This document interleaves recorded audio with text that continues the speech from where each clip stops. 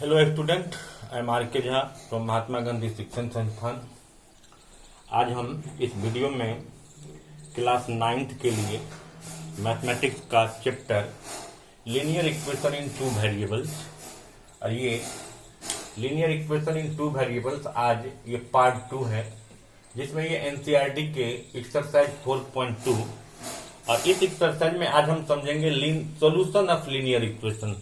तो इससे पहले के पार्ट में हम ये तो समझ गए हैं कि linear equation in two variable जो होते हैं वो ax plus by plus c is equal to 0 के फॉर्म में होते हैं, जहां a और b 0 नहीं हो सकता बट c 0 हो सकता है।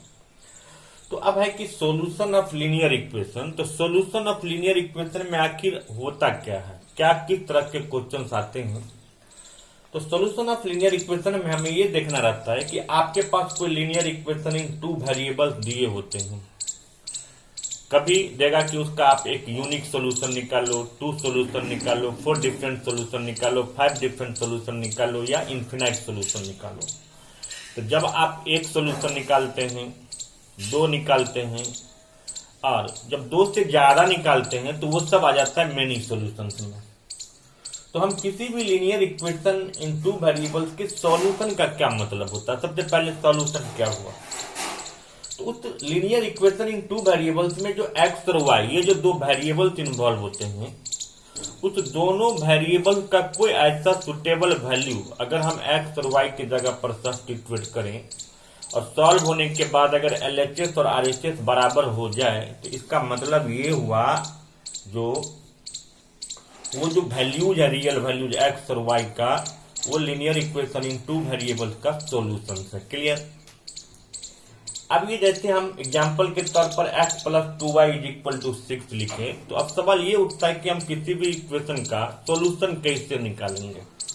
तो आपके पास जो 2 वेरिएबल इन्वॉल्व होगा उस इक्वेशन में, उस इक्वेशन से किसी एक वेरिएबल को आप अपनी इच्छा से x या y को किसी को LHS में रख लो। जैसे मैं इस इक्वेशन से x का वैल्यू यहाँ रखा और 2y को उधर ट्रांसपोज कर दिया, तो x का वैल्यू 6 माइनस 2y हो गया। क्लियर। अब ये जो x is equal to 6 minus 2y हुआ, तो अब जो ये इस साइड में y है, y का वैल्यू हमको अपने मन से लेना है, और y का वैल्यू आप कुछ भी ले सकते हो, ये आप जो है ना अपने मन से लेंगे।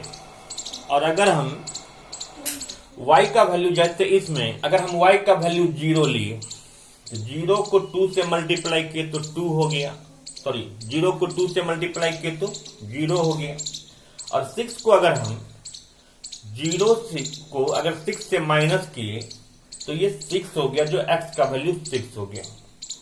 अब अगर हम y का वैल्यू 1 लिए तो 2 1 जा 2, यानी 6 में से 2 को माइनस किए 4 हो गया। y का वैल्यू 2 लिए हैं तो 2 2 जा 4, 6 में से 4 को माइनस किए 2 हो गया।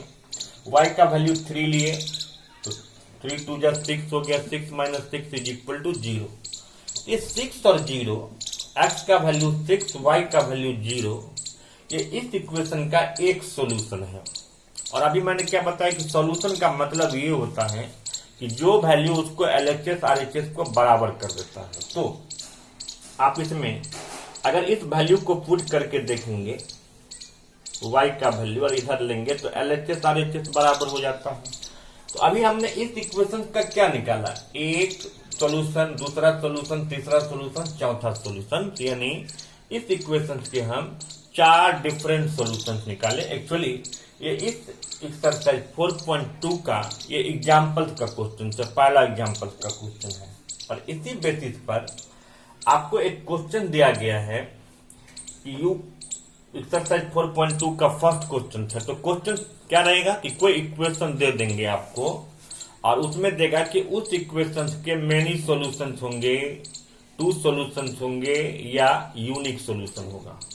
तो यूनिक सॉल्यूशन का मतलब होता है कि किसी भी इक्वेशन का सिर्फ x और y का अगर एक ही रियल वैल्यू हो सकता हो पॉसिबल, एक के अलावे हो ही नहीं सकता, इट मीन्स वो उसका यूनिक सॉल्यूशन हुआ। 2 होगा तो 2 सॉल्यूशन हुआ, 2 से ज्यादा हो गया तो आप उसको इन्फिनाइट कर सकते हैं।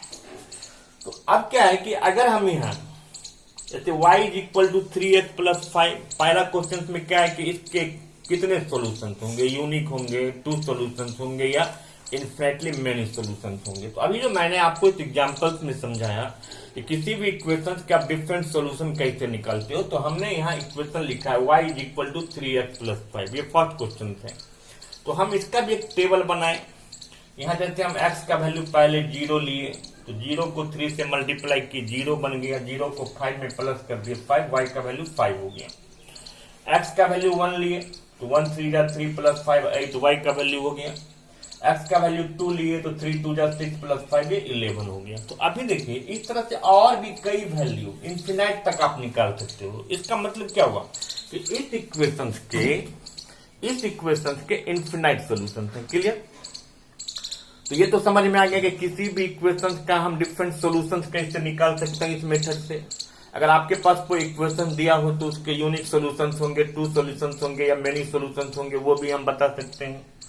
अब है फिर क्वेश्चन 2 में एक सोल्यूशन, जैसे ये तो क्वेश्चन नंबर 2, एक्चुअली यही क्वेश्चन नंबर 2 था कि जब मेरे पास कोई इक्वेशन दिए हो तो किसी भी इक्वेशन का कहेगा कि find 2 solution, find 3 solution, find 4 different solution.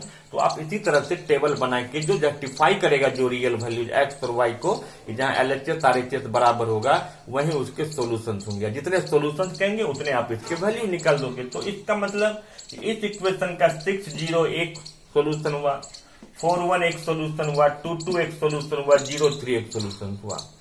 और आप भी जानते हो कि इसके अलावा और भी कई सारे वैल्यू हो जा सकते हैं। तो लेकिन इस तरह के क्वेश्चंस में क्या होता है, सबसे बड़ी जो बातें होती हैं कि एज ए स्टूडेंट अगर हम इसको बनाते हैं अपने मन से, हम समझ भी गए, हम बना भी लेते हैं, हम इससे जाते हैं आंसर मैच करने के लिए। क्योंकि क्वेश्चन दिया है तो कुछ ना कुछ उसके आंसर दिए होंगे, और बहुत ऐसे आंसर होते हैं जो इंडिपेंडेंट होता है, मतलब वो वैरी भी कर सकता है। जैसे ऐसा नहीं, तो मैंने ये तो नहीं बताया कि जो मैंने वैल्यू लिया वही वैल्यू लेना है। आपको ये बताया गया कि इस तरह से इस इक्वेशन के सॉल्यूशन निकाल सकते हैं, और ऐसे इसके इन्फिनाइट सॉल्यूशन हो सकते हैं। तो इट मीन हम जो निकालेंगे वो मैच भी कर सकता है, नहीं भी मैच कर सकता है। तो आप किसी भी इक्वेशन का सॉल्यूशन 2 4 5 10 20 1 2 कुछ भी आप नंबर ऑफ सॉल्यूशन निकाल सकते हो। क्लियर? अब है कि अगर कोई इक्वेशन दिया हो, जैसे यहाँ एक इक्वेशन है x - 2y = 4। अब इसके ये सॉल्यूशन दिए हैं 0 2 2 0 4 0 √2 4 √2 1 1। मैंने 1 2 पहला दूसरा चौथे पांचवा को काट दिया है, क्रॉस कर दिया, और इसको मैंने टिक लगाया है। तो ये एक तरह से MCQ ऑब्जेक्टिव क्वेश्चन है, जहां पर एक इक्वेशन दिया, इसके 5 सॉल्यूशन दिए हैं। सॉल्यूशन तो आप समझ गए कि सॉल्यूशंस में कोऑर्डिनेट के फॉर्म में लिखा होता है, ऑर्डर पेयर होता है। जब पहला नंबर क्या होगा x, दूसरा नंबर क्या होगा y। और अगर हम यहाँ x का वैल्यू 0 लेते हैं, y का वैल्यू 2 लेते हैं, तो आप देखोगे ये सॉल्व करके 4 नहीं आ रहा है। इसका मतलब ये इसका सॉल्यूशन नहीं हुआ। 2 लेते हैं, अगर हम 0 लेते हैं x के y के जगह पर, तो ये भी नहीं। तो सिर्फ अगर हम इसको x के जगह पर 4 लेते हैं और y के जगह पर 0 लेते हैं, तो LHS RHS बराबर हो जाता है। इस दोनों से भी नहीं होता, इसलिए पांचों में से हम कहेंगे कि तीसरा क्वेश्चन जो है, जहां 4 0 जो है वो इस इक्वेशन का सॉल्यूशन होगा। क्लियर? चलिए अब है कि अगर कोई क्वेश्चन अब क्या देगा कि इस वेरिएबल में, जैसे यहाँ x है, तो कितना x है, कोई नंबर नहीं है, मतलब 1 है, 1x + 2y। तो ऐसा तो नहीं है कि x का जो कॉफिशिएंट होता है वो a कहलाता है, b का कॉफिशिएंट b कहलाता है, लेकिन a और b 1 नहीं होगा या 2 होगा, ऐसा कोई जरूरी नहीं, कोई भी रियल वैल्यू हो सकता है। तो अब क्या करेगा कि x और y का कॉफिशिएंट जो है कोई रियल नंबर नहीं देके कोई लेटरल टर्म दे देगा। जैसे 2x + 3y = k, तो यहाँ a तो 2 दिया है, b 3 दिया है, और ये c के जगह पर इसको दे दिया k को। अब इसमें कह रहा है कि हमको k का वैल्यू निकालना। तो किसी भी इक्वेशन में अगर a b और c में कोई मिसिंग टर्म दे देगा, कोई लेटरल टर्म दे देगा, और वहां हमको उसका वैल्यू निकालना है, तो निश्चित है कि उस इक्वेशन का सॉल्यूशन दिया होगा, और उस इक्वेशन के जो सॉल्यूशन दिए होंगे तो कभी कभी इस तरह से लैंग्वेज में लिखेगा कि इफ x = 2 y = 1। थोड़ा सा ये ज्यादा इजी हो जाता है। क्लियर हो गया कि x का वैल्यू 2 है, y = 1 है। बट इसी क्वेश्चन को अगर ये लिख दे कि find the value of k if 2 1 is the solution of this equation. तो 2 1 का मतलब अंडरस्टूड है कि इसमें x का वैल्यू 2 है, y का वैल्यू 1 है। इसका मतलब इस इक्वेशन में अगर हम x के जगह पर 2 पुट करें और y के जगह पर 1 पुट करें तो आप देखिए 2 2 जा 4 प्लस 3 इंटू 1 3, तो 4 प्लस 3 इज इक्वल टू के, 4 प्लस 3 इज इक्वल टू कितना है 7, इसलिए k का वैल्यू क्या 7 आ गया। तो कोई भी इक्वेशन है, किसी भी इक्वेशन में अगर कोई मिसिंग टर्म दे देगा तो उसका वैल्यू निकालने के लिए उसके सॉल्यूशन दिए होंगे। उस सॉल्यूशन में दो फॉर्मेट में हो सकता है कि साफ क्लियर रहेगा कि x का वैल्यू कितना है, y का वैल्यू कितना है। अगर ब्रैकेट में सॉल्यूशन दे दिया तो पहला जो नंबर होगा वो x का वैल्यू होगा, बाद के जो नंबर होंगे वो y का वैल्यू होगा, और इस तरह से हम इसको वैल्यू को पुट करेंगे, सॉल्व करेंगे तो ये बन जाएगा। तो इस चैप्टर में ये है। फिर इस पर एक और आता है कि लीनियर इक्वेशन इन 2 वेरिएबल्स के ग्राफ बनते हैं, उसको फिर हम पार्ट 3 में अगले वीडियो में लेके आएंगे। Thank you.